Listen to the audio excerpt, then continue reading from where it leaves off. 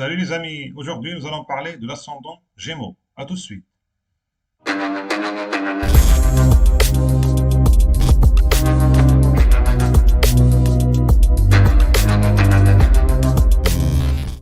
L'ascendant est le signe qui se lève à l'est au moment de votre naissance. Et ici, nous avons l'ascendant Gémeaux. Donc le signe du Gémeaux se levait à l'est de l'horizon au moment de votre naissance. L'ascendant ou la première maison, c'est votre corps, votre personnalité, c'est la carte de votre vie. L'ascendant est très important à savoir, car il permet de voir comment vous vous comportez en public. Pour connaître votre ascendant, je vous ai mis un lien en description. Sinon, envoyez-moi votre date, heure approximative et lieu de naissance en commentaire et je vous répondrai. L'ascendant Gémeaux veut faire plusieurs choses à la fois et réussir dans plusieurs tâches à la fois. Et il est capable de le faire parce que le Gémeaux, il a cet esprit qui peut aller dans plusieurs directions ou bien plusieurs domaines à la fois. Donc, il a cette capacité de faire plusieurs tâches en même temps. Le Gémeaux représente la communication, l'intelligence et il est gouverné par Mercure, qui est la planète des messagers. Donc, quand vous avez Gémeaux dans l'ascendant, vous êtes quelqu'un de très communicatif et intelligent. Et vous avez besoin de stimulation mentale et vous vous ennuyez rapidement.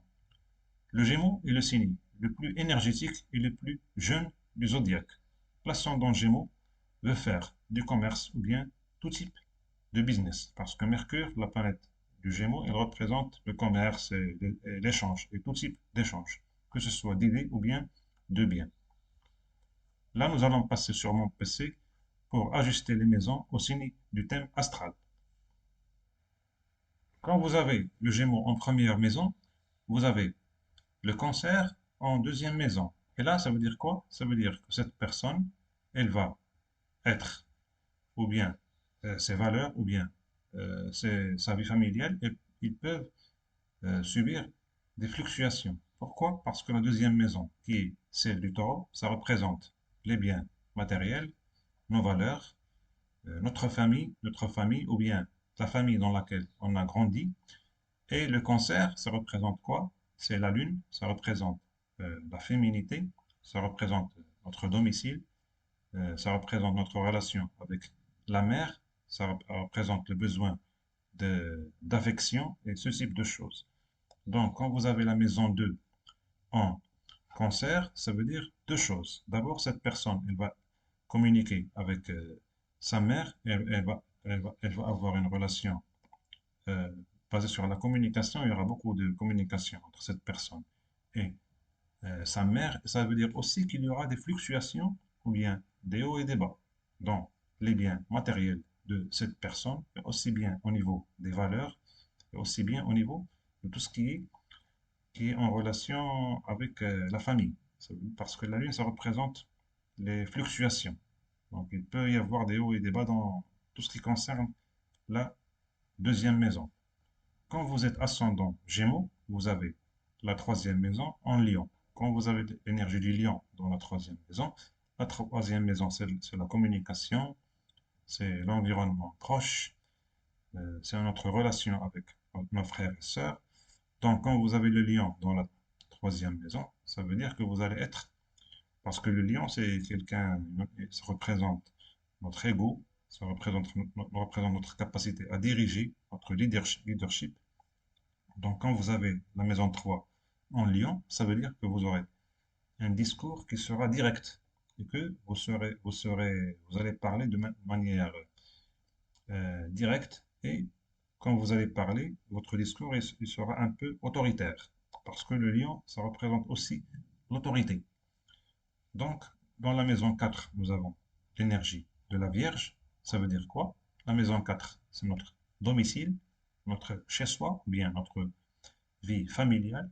Quand vous avez la Vierge, qui est un signe euh, calculateur, qui aime organiser et structurer aussi bien ses idées que manifester ses idées et les rendre réelles, ça veut dire que la Vierge, elle va vouloir structurer les choses. Et quand vous avez la Vierge dans la maison 4, ça veut dire que il y aura beaucoup de calculs ou bien d'organisation. Ça veut dire que la maison de l'ascendant Gémeaux, elle sera structurée et bien organisée.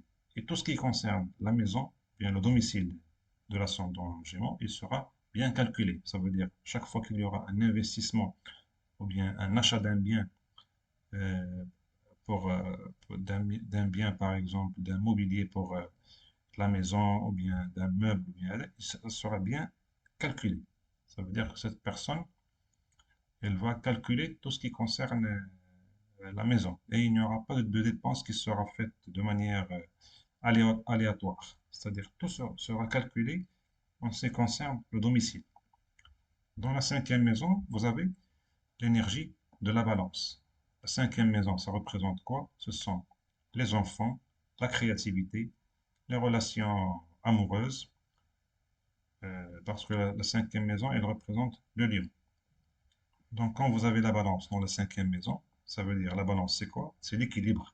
Équilibrer les choses, c'est la justice, c'est aussi la créativité, l'art et la créativité dans l'art. Donc, quand vous avez balance dans la cinquième maison, ça veut dire que les enfants de cette personne, ils auront une éducation ou bien une vie qui sera équilibrée. Ça veut dire quoi? Ça veut dire que les enfants de cette personne, ils auront un temps pour les études, un temps pour le sport, par exemple, un temps pour les loisirs. Ça veut dire que tout sera fait de manière équilibrée. Ça veut dire aussi que les enfants de cette personne, puisque la balance, c'est aussi l'intelligence qui est pratique, l'intelligence qui est utile, ça veut dire que les enfants de l'ascendant Gémeaux, ils seront intelligents et ils auront cet esprit d'équilibre, ou bien ils sauront comment utiliser leur intelligence pour créer des choses bénéfiques.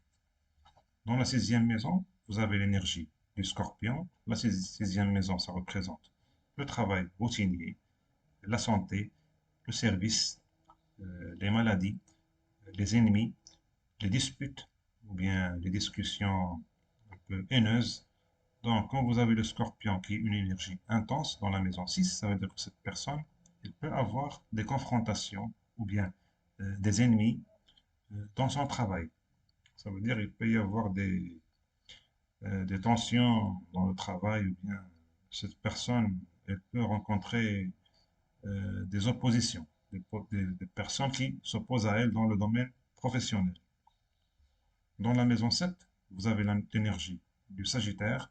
La maison 7, c'est celle du partenaire. La maison 1, c'est le soi, et notre personne. Et la maison 7, c'est le partenaire, c'est notre femme ou bien notre mari. Donc, quand vous avez Jupiter dans la maison 7, ça veut dire que cette personne, l'ascendant Gémeaux, ça veut dire que le partenaire ou bien la partenaire de l'ascendant Gémeaux sera quelqu'un de spirituel, de religieux. Il va vouloir parler de savoir supérieur et de sagesse, de ce genre de, de choses. Ça veut dire aussi que le partenaire il sera sérieux. Et là, ça peut créer une tension ou bien l'ascendant Gémeaux, il peut s'ennuyer un peu dans ce domaine-là. Pourquoi? Parce que le Gémeaux, c'est quelqu'un qui a un esprit qui est jeune, qui aime, qui aime parler de manière libre, de manière qui aime en même temps s'amuser un peu. Donc, quand la personne qui est le partenaire qui est de signe Sagittaire ou bien qui a la planète Jupiter dans son thème astral, elle va lui parler, il peut trouver ça un peu trop sérieux. Parce que cette personne, elle va parler de spiritualité, religion, sagesse, etc. Et ça peut un peu limiter le champ de communication du Gémeaux. Dans la maison 8, vous avez l'énergie du Capricorne, ou bien Saturne, parce que Saturne, elle gouverne le Capricorne. Donc, quand vous avez le Capricorne, ou bien Saturne dans la maison 8, ça représente la mort, la transformation, la fin de quelque chose, pour la renaissance de quelque chose, pour la naissance de quelque chose de plus fort. Donc, quand vous avez Saturne dans la maison 8, Saturne il a tendance à reporter ou bien à mettre comme un délai dans les choses. Donc, ça veut dire que cette personne, elle aura une vie longue. Ça veut dire que la mort de cette personne, elle sera retardée. Ça veut dire aussi que les hauts et les bas, ils seront diminuer. Parce que la maison 8, celle du Scorpion, ça représente les hauts et des bas dans votre vie. Donc, quand Saturne, elle est dans la maison 8, ça veut dire que cette personne, elle aura une vie plus équilibrée et il y aura moins de hauts et de bas. La maison 8, c'est aussi votre relation avec euh, la famille de votre conjoint ou bien votre conjointe. Donc, quand vous avez Saturne qui est dans cette maison-là, Saturne, c'est la discipline. Ça veut dire que cette personne, c'est-à-dire l'ascendant Gémeaux, il va communiquer de manière disciplinée et de manière, il va bien peser ses mots et de manière ordonnée avec la famille de son conjoint ou bien de sa conjointe. Quand vous avez le Verseau en maison 9, la maison 9, ça représente notre religion, nos croyances, la spiritualité, la sagesse, le savoir supérieur. Quand vous avez le Verseau qui est une énergie qui est un peu rebelle et qui est un peu non conventionnelle, ça veut dire que cette personne, elle peut s'intéresser à des religions autres que la sienne. Ça veut dire qu'il peut vouloir étudier euh, d'autres religions, comme le bouddhisme par exemple, comme euh, le- d'autres religions chrétiennes par exemple, des religions différentes de la sienne. Dans la maison 10, vous avez l'énergie du poisson ou bien Jupiter. Quand vous avez Jupiter en maison 10, la maison 10, ça représente notre travail, notre carrière, notre vie publique. Donc, quand vous avez notre réputation aussi, quand vous avez Jupiter dans la maison 10, ça veut dire que cette personne, elle peut travailler, elle peut avoir un travail de type comme un professeur ou bien un enseignant ou bien quelqu'un qui va communiquer un message spirituel ou bien un message religieux ou bien un message d'un savoir supérieur ou bien un message sur ce qui est juste, sur comment il faut se comporter dans la vie, ou bien sur le développement personnel, par exemple, ce type de choses. Dans la maison 11, nous avons l'énergie du bélier ou bien Mars. La maison 11, ça représente notre réseau d'amis, notre réseau d'amis,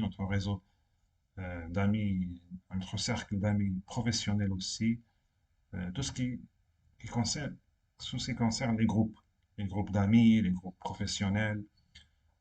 Donc, quand vous avez le bélier ou bien Mars dans la maison 11, ça veut dire que cette personne, elle aura un large réseau d'amis, que ce soit des amis personnels ou bien des amis professionnels. Ça veut dire aussi que cette personne qui a le bélier en la maison 11, elle va utiliser son grand cercle d'amis pour faire du business. Et ça va l'aider à faire dans son travail ou bien dans son business ou bien dans son commerce. Donc, ça va être bénéfique pour lui.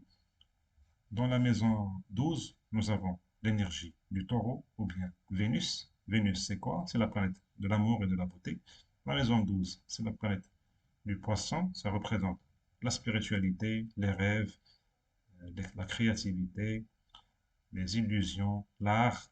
Donc, ça veut dire que cette personne, elle sera créative, elle sera aussi inclinée vers tout ce qui est religieux. Ça veut dire aussi que ça veut dire aussi que cette personne, elle aura de la compassion aussi. Je fais ma vidéo sur l'ascendant Gémeaux. Je vous invite à vous abonner et mettre un j'aime. À la prochaine.